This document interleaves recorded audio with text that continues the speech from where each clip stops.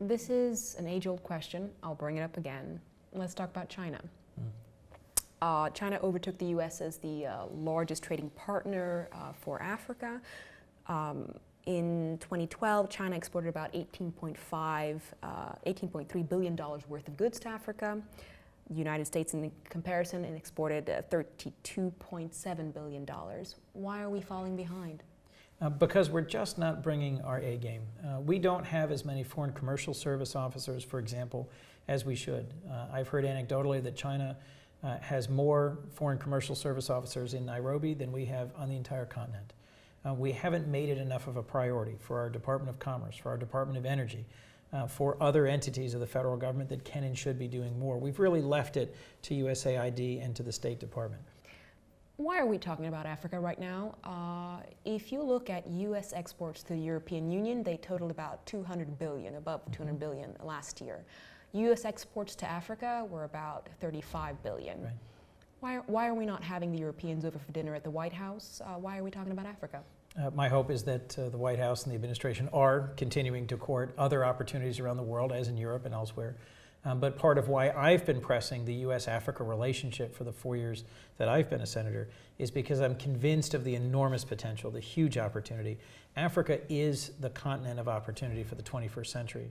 And 10 and 20 years ago, as China was opening to the world and growing very rapidly and becoming an amazing place of opportunity, American companies kept saying, well, there's risks, there's challenges, but we don't want to miss this great chance. Well, no one wants to miss the next China. The next China is Africa. And China's not missing the next China. China actually is a huge presence across the continent.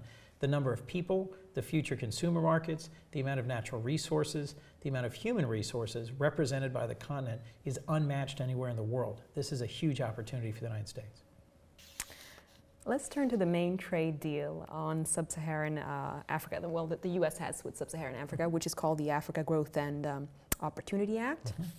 And it provides about 39 African countries with tariff-free access to the U.S. and has generated about $26.8 billion worth of imports from Africa to the U.S. Right.